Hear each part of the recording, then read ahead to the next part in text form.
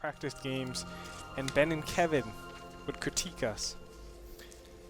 And Morgan, he was there too. That's right. Wait, are you talking about before season 3? Yeah. Okay. Well, I remember us doing it. I don't remember what happened. I remember. Remember Morgan being very, very confusing. All right, so okay, let's do a little context for people. I remember back when we first started casting, and like Andre and I actually, before I even went to NASL, I've only cast with Andre once. Like once. We never cast with each other. In fact, season 3 second day opener was the second time I cast with Andre, which was really funny. Yeah. And before then, we were trying to do some dry practices just to see how we're styled out. And plus, we were trying to figure out Morgan too. And this was the first time we were seeing Chance, so we were all like getting used to having a dog around the office. It was great.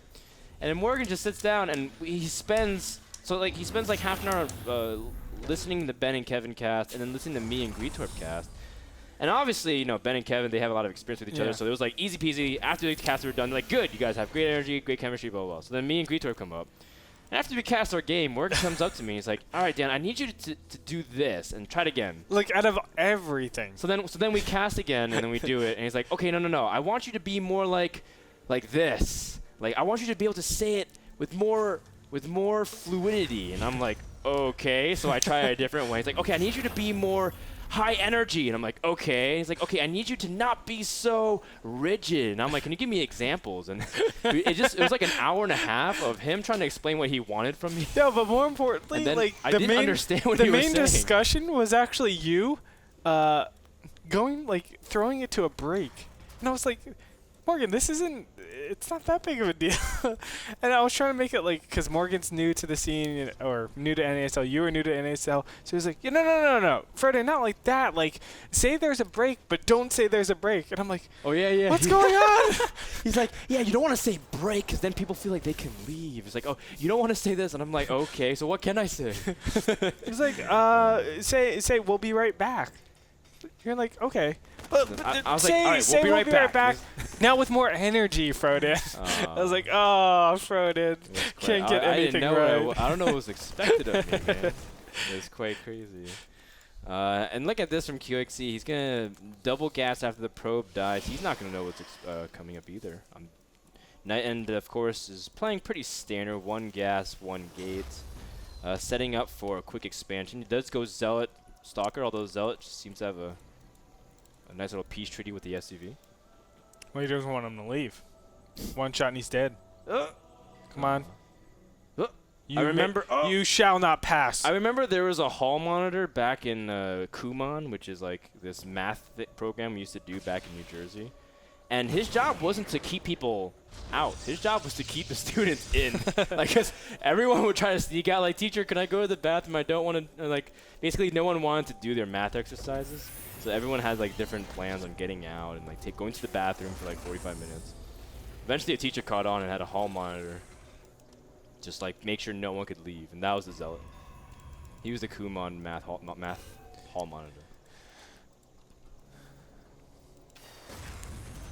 Yes. My childhood was hard, Andre. Yes. I didn't get to play StarCraft my entire life like you did.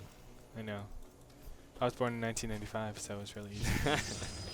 How cool would that be? Dude, I read my my cousin's application for like some kind of high school, private school, and he's born in like 2000. And I'm like, what? Because he's like a genius. He's like 12 years old, but trying to apply for high school. I'm like, wow, how are you born in the 21st century? They do that? Like, it's just so weird to think that I'm growing up, man. That's like life, man. He was probably born in like 1998. This kid is born in 1998. Are you kidding me? Or 1997? I don't even know. Something like that. And he's 14, 15 years old, and he's already a GSL and an MLG champion.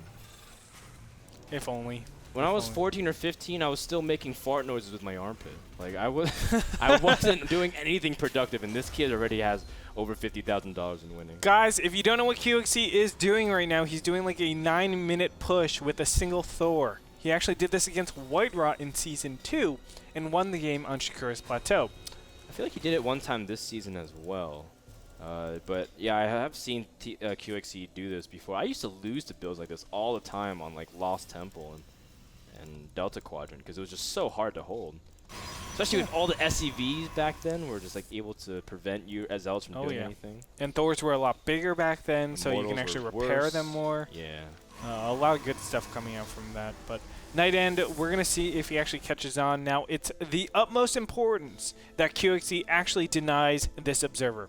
If he doesn't deny the Observer, then there's a lot of problems. So QXC should actually have Marines on the top here to intercept this.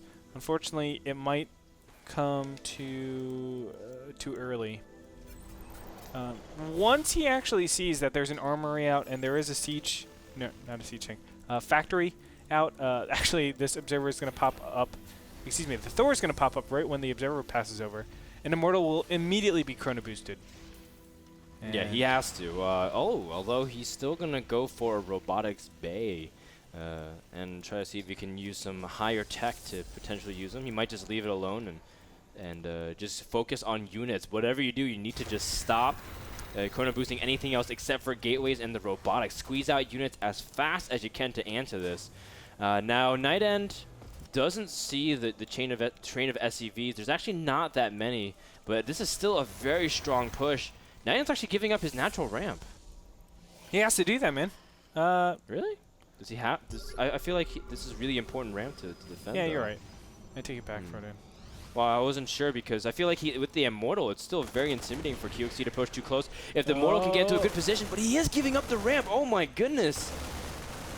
And just trying to get a couple bot shots on those Marines until he can actually get another Immortal out or Colossus. Actually, the Colossus will help out quite a bit. Yeah, to pick off the Marine. That's what he's waiting for. I didn't even notice the whole time. Good catch on Drake. Oh, and he's going for it, Frodan. Now the Thor needs to start targeting down the sentries. That's probably the most important unit at this point. The Colossus will get in here. The Colossus does massive damage. This Colossus is going hard in the paint. Very, very weak. And QXC targeting down the Immortal. We really feel like he could have killed the Colossus. Yeah. Interesting result there. I thought QXC would at least pick off one gas-intensive unit. Colossus cost just as much of a Thor. And as a result, the resources lost tab shows a big advantage for Nightend, considering that QXC also committed several SCVs. That's right. Let's look at the income tab. 45 to 49. Still an advantage for QXC, so nice job there. But QXC is behind in just upgrades. He needs to get more upgrades faster. He needs to get more production because this impending attack will be very hard to stop. He's going to wait for Thermal Lance to actually finish, which is actually going to come up relatively soon. I mean, with Chrono Boost, that's going to come up in a minute. And from there, QXC is going to have a lot of trouble defending against this because his starport's late. Yeah, I mean, everything's late just because he's had to deal with so much early. I guess he's just deviated so much from a standard path in terms of standard timings that nothing really makes sense. In fact, Nightend should be very suspicious. Like, should he really be able to hold something like this, especially because he went for a third command center. It's a very greedy move from QXC. Whether or not he's going to be able to hold is, I guess, up to Nightend, whether he force fields correctly and the angle he chooses to enter in. Definitely so. Now, it is difficult for Oh, no, the Colossus! Oh, my God, what a big, big blunder. But Nightend still has the advantage in army composition over here. Just because that one single Colossus, it's able to do a lot of damage against all the Marines. QXC needs to be so careful. Wow, he's being so bold with this Frodan. He's actually going for a drop. Wow. Colossus, what are you doing, man? Colossus, stop. You're in big trouble, but you can see that this Colossus is doing a good job because of it. You see QXC jumbling up everything, not able to protect. He's going for the second bunkers. Now he's trying to see if he can go in for a full engagement. Two Vikings working onto the Colossus. QXC is losing a lot of SCVs. The soccer count is very high, though. Nightend should be able to crush the rest. QXC won't be able to hold much longer. The bunker drops. And with that should be the remaining hopes. GG gets called out. And Nightend, doesn't matter if he has one or two Colossi, takes the game and the series and keeps his season hopes alive. I voted for QXC in that last match because of the ping advantage, but it looks like Nightend is just too good of a Protoss. He's just on top of it, and he took the game so easily. His PvT has always been pretty solid. Yes, absolutely, absolutely. So that game and series was brought to you by Audible.com. Check out nasl.tv/p/audible for a limited time special offer to download a best-selling audiobook. That's right, they got a huge collection. Check them out.